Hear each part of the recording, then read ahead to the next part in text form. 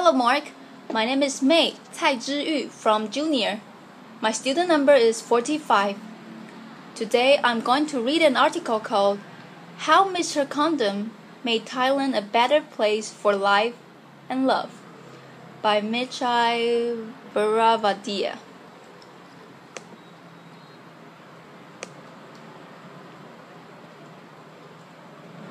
Welcome to Thailand. Now, when I was a young man, 40 years ago, the country was very poor with lots of people living in poverty. We decided to do something about it, but we didn't begin with the welfare program or poverty reduction program. But we began with a family planning program, following a very successful maternal child health set of activities. So basically, no one would accept family planning if their children didn't survive. So the first step, get to the children, get to the mothers, and then follow up with family planning, not just child mortality alone. You need also family planning. Now, let me take you back as to why we needed to do it. In my country, that was the case in 1974. 7 children per family, tremendous growth at 3.3%. There was just no future. We needed to reduce the population growth rate. So we said, let's do it. The woman said, we agree. We'll use pills, but we need a doctor to prescribe the pills. And we had very few doctors. We didn't take no as an answer. We took no as a question. We went to the nurses and the midwives, who were also women, and did a fantastic job at explaining how to use the pill. That was wonderful, but it covered only 20% of the country. What do we do for the other 80%? Leave them alone and say, well, they are not medical personnel. No, we decided to do a bit more. So we went to the ordinary people that you saw. Actually, below that yellow sign, I wish they hadn't wiped that because there was Coca-Cola there. We were so much bigger than Coca-Cola in those days. And no difference. The people they chose were the people we chose. They were well known in the community. They knew that customers were always right. And they were terrific. And they practiced their family planning themselves. So they could supply pills and condoms throughout the country, in every village of the country. So there we are. We went to the people who were seen as the cause of the problem to be the solution. Wherever there were people, and you can see boats with the women selling things, here's a floating market, selling bananas and crabs, and also contraceptives. Wherever you find people, you will find contraceptives in Thailand. And then we decided, why not get to religion? Because in the Philippines, the Catholic Church was pretty strong, and Thai people were Buddhist. We went to them and they said, look, could you help us? I'm there, the one in blue, not the yellow, holding a bowl of holy water for a monk to sprinkle holy water on pills and condoms for the sanctity for the family. And this picture was sent throughout the country. So some of the monks in the villages were doing the same thing themselves.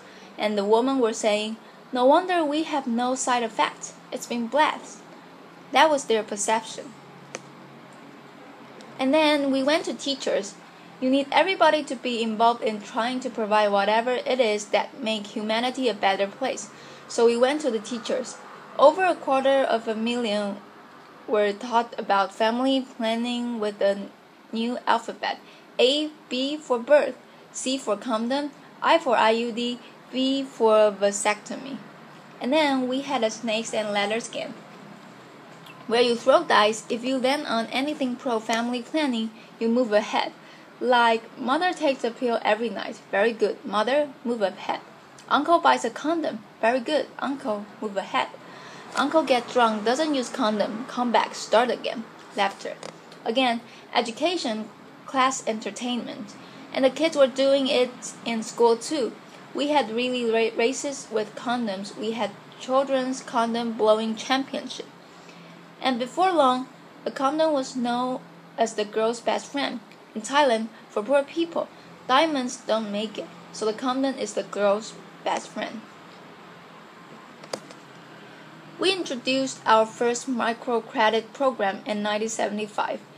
And the women who organized it said, "We only want to lend to women who practice family planning. If you're pregnant, take care of your pregnancy. If you're not pregnant, you can take a loan out from us." And that was run by them. And after 35, 36 years, it's still going on. It's a part of the Village Development Bank. It's not a real bank, but it's a fund, microcredit. And we didn't need a big organization to run it. It was run by the villagers themselves. And you probably hardly see a Thai man there. It's always women, women, women, women. And then we thought we'll help America, because America's been helping everyone, whether they want help or not. Laughter. And this is on the 4th of July. We decided to provide vasectomy to all men, but in particular American men, to the front of the quack, right up to the ambassador's residence during his unclear. And the hotel gave us the balloon for it. Very appropriate room. Laughter. And since it was near lunch time, they said, "All right, we'll give you some lunch. Of course, it must be American cola. You get 2 brands, Coke and Pepsi. And then the food is either hamburger or hot dog." And I thought hot dog will be more symbolic. Laughter. And here is this. The young man called Willie Baum, who worked for the USAID, obviously he's had his vasectomy because his hot dog is half eaten. And he was very happy. It made a lot of news in America, and it angered some people also. I said, "Don't worry, come over and I'll do the whole lot of you." Laughter. And what happened? In all listening, from 7 children to 1.5 children, population growth rate of 3.3 to 0.5. You could call it the Coca-Cola approach if you like. It was exactly the same thing. I'm not sure whether Coca-Cola follow us or we follow Coca-Cola, but we're good friends. And so that's the case of everyone joining in. We didn't have a strong government. We didn't have lots of doctors, but it's everybody's job who can change attitude and behavior. Then AIDS came along and hit Thailand, and we had to stop doing a lot of good things to fight AIDS. But unfortunately, the government was in denial, so our work wasn't affected.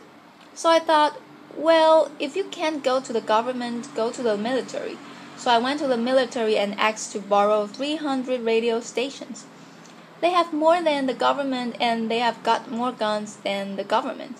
So I asked them, could they help us in our fight against HIV? And after I gave them statistics, they say, yes, okay, you can use all the radio stations, television stations. And that's when we went on to the airwaves.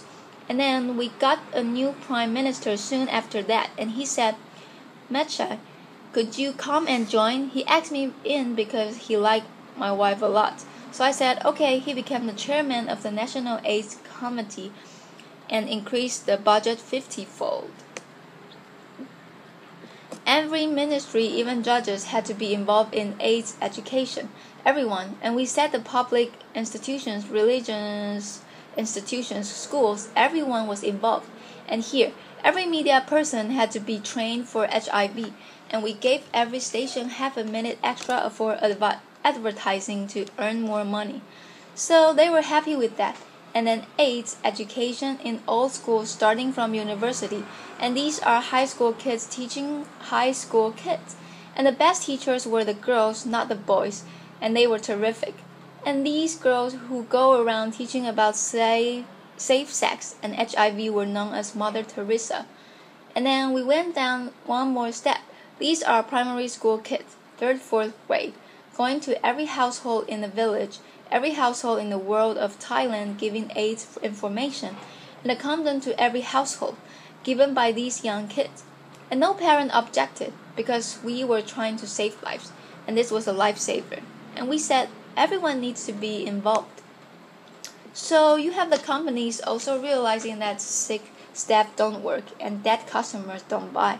So they all train.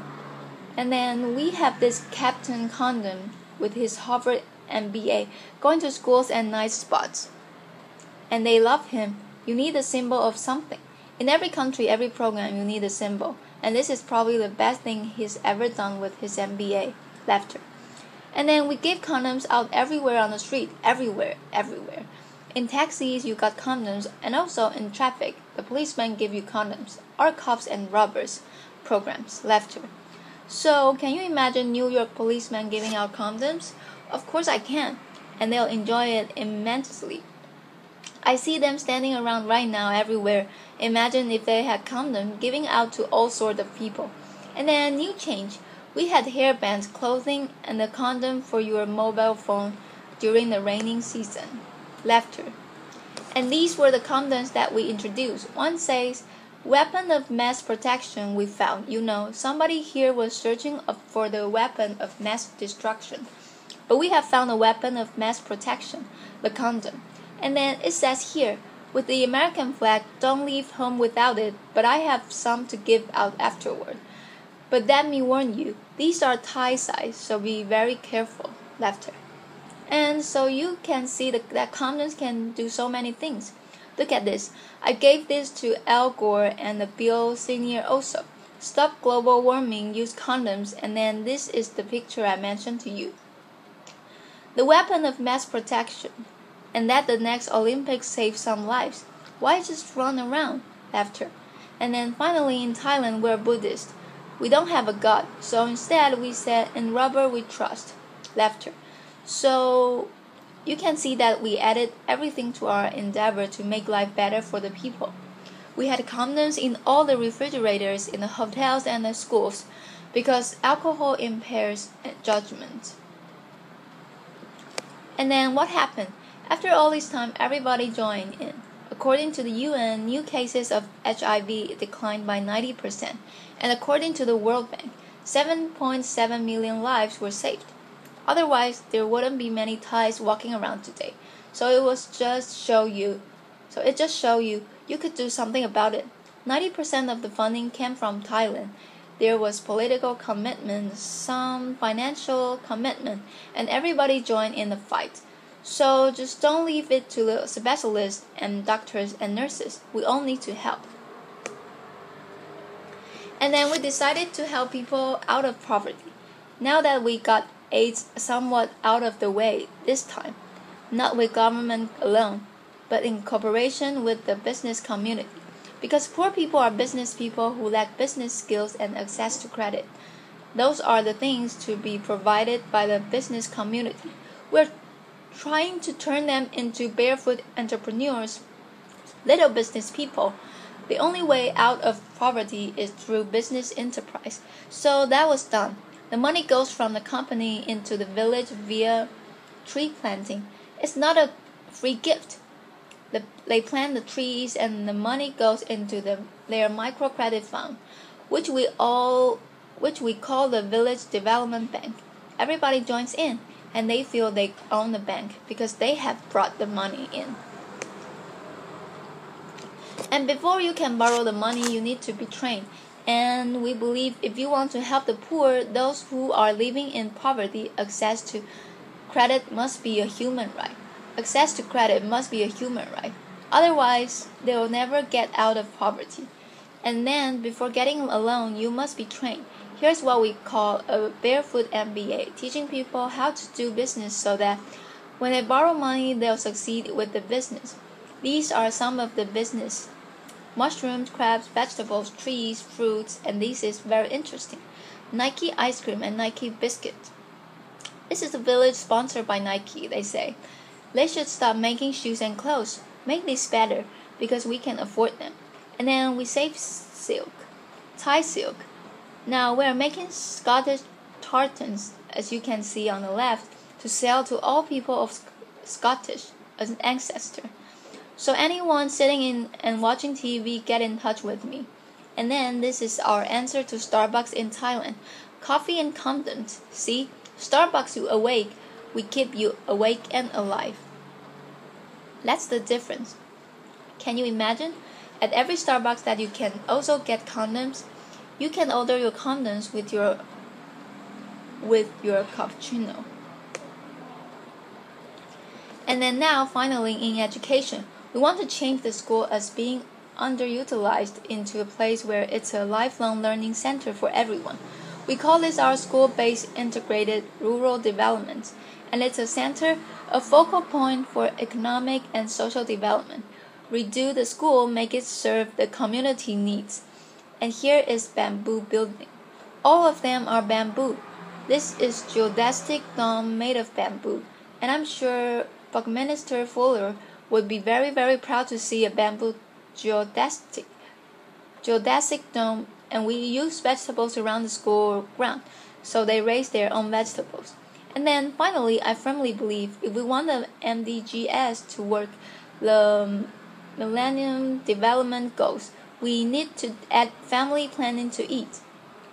Of course, child mortality first, and then family planning. Everyone needs family planning service. It's underutilized. So we have now found the weapon of mass protection. And we also ask the next Olympics to be involved in saving lives. And then finally, that is our network. And these are our Thai tulips. Laughter. Thank you very much indeed. Applause. Thank you, Mark. This is the end of my recording.